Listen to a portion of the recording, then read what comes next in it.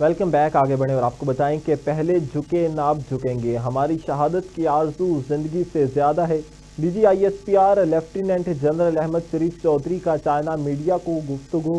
کہا پاکستان اور چین دنیا میں دو ذمہ دار ملک ہیں. پاکستان اور چین دونوں کی پہلی ترجیح لوگوں کی فلاح و بہبود ہے. لوگوں کی خوشحالی ہمیشہ امن و استحکام سے آتی ہے.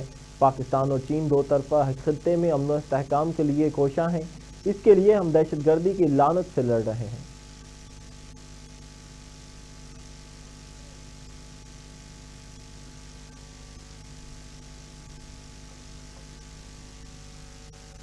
So that is the genesis of the problem. So you have a Pahalgam incident, instead of providing any evidence, because whatever evidence we have seen so far, that is so flimsy that how soon, within minutes, the fingers were started raising on Pakistan. Within 10 minutes, a first investigation report is registered in which it is established that the attackers came from across the border. Within minutes, their social media and media starts pointing fingers at Pakistan.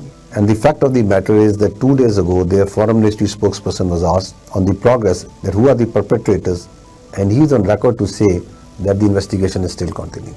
That is the fact, that without having any evidence, and while the Pakistan is saying, the government of Pakistan came out very clear that if there is any evidence that you think is there that links it to Pakistan, you please provide it to any neutral body, to any credible, transparent body, and we are ready to work with it.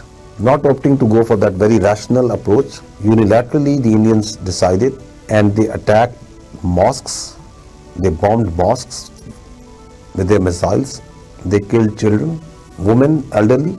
There are 40 shaheeds, 40 civilian shaheeds, 22 of them are women and children. So this unilateralism of acting and behaving like the judge, jury and executioner, that is the genesis. While the fact of the matter is that India is the main sponsor and abettor of terrorism in Pakistan, whether it is the Fitna al-Khwarij, whether it is the terrorist groups which are operating in Balochistan. So this is from where it stems, this hubristic attitude. Now, as you asked, as far as the military is concerned, the task that has been entrusted to the Pakistan Armed Forces by these people and the state is to defend its territorial integrity and sovereignty. So that is the genesis of. آگے بڑھیں اور آپ کو بتائیں کہ بھارتی secretary خارجہ نے جنگ بندی میں امریکی کوششوں کو سرے سے انکار کر دیا. بھارتی سیکرٹری خارجہ نے کہا کہ پاکستان اور بھارت کے درمیان جنگ بندی قطعی طور پر دو طرفہ تھی. ٹرمپ کا اس میں کوئی کردار نہیں تھا. آپ کو ایک اہم خبر سے آگاہ کر رہے ہیں کہ بھارتی سیکرٹری خارجہ نے جنگ بندی میں امریکی کوششوں کا سرے سے انکار کر دیا. بھارتی سیکرٹری خارجہ نے کہا کہ پاکستان اور بھارت کے درمیان جنگ بندی میں قطعی طور پر دو طرفہ تھی. ٹرمپ کا اس میں کوئی کردار نہیں تھا. بھارتی اہلکار نے صدر ٹرمپ کو بھی جھٹلا دیا. امریکی صدر ٹرمپ دنیا کے مختلف مقامات پر جا کر 7 بار کہہ چکے ہیں کہ جنگ بندی میں انہوں نے کرائی ہے. بھارتی سیکرٹری خارجہ نے پارلیمانی کمیٹی کو بریفنگ میں کہا کہ صدر ٹرمپ نے ہم سے بیچ میں آنے کی اجازت نہیں لی. وہ خود ہی اسٹیج پر آنا چاہتے تھے اور وہ آ گئے.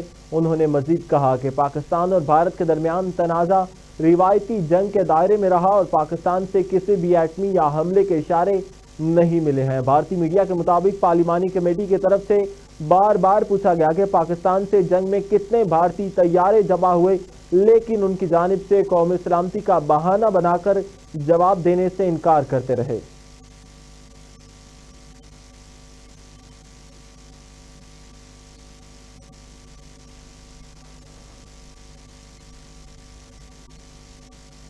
نائب وزیر اعظم و وزیر خارجہ اسحاق ڈار نے بیجنگ میں چینی کمیونسٹ پارٹی کے وزیر سے ملاقات کی ہے، جس میں دو طرفہ تعلقات اور دیگر امور پر تبادلہ خیال کیا گیا.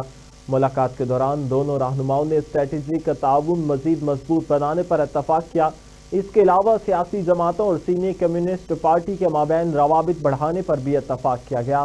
اس موقع پر اسحاق ڈار کا کہنا تھا کہ پاکستان چین کے ساتھ آہنی دوستی کو مزید فروغ دینے کا خواہاں ہے، جبکہ چینی وزیر نے کہا کہ چین پاکستان کی خود مختاری اور علاقائی سالمیت کی حمایت جاری رکھے گا.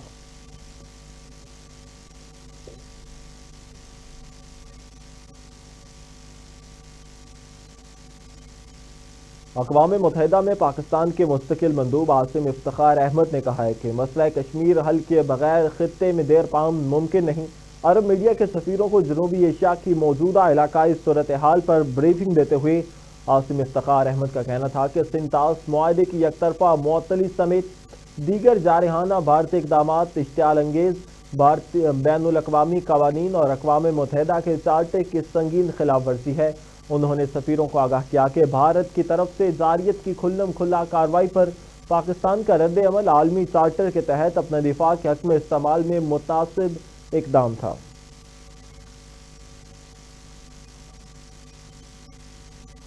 آگے بڑھیں اور آپ کو بتائیں کہ وزیر اعلیٰ پنجاب مریم نواز سے برطانوی ہائی کمشنر نے ملاقات کی ہے۔ مریم نواز نے حالیہ پاک بھارت کشیدگی میں برطانیہ کے مثبت اور مدبرانہ کردار کو سراہا۔ اس موقع پر باہمی دلچسپی کے امور، دو طرفہ تعاون، تعلیم، سرمایہ کاری، مالیاتی تحفظ اور گورننس میں شراکت داری کو مزید فروغ دینے پر تبادلہ خیال بھی کیا گیا۔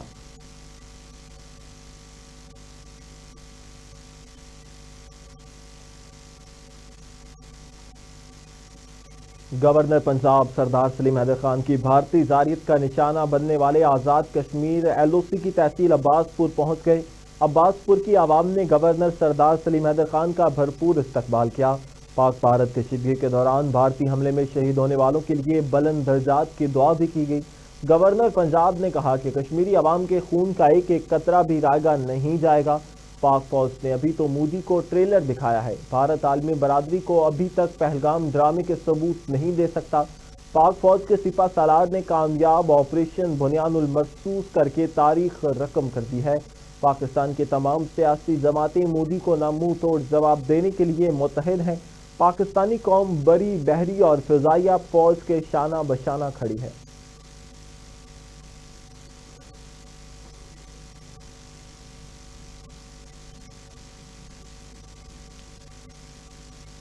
خبریں اور بھی ہیں لیکن یہاں وقت ہوا ایک شارٹ بریک کا، ہمارے ساتھ رہیے گا۔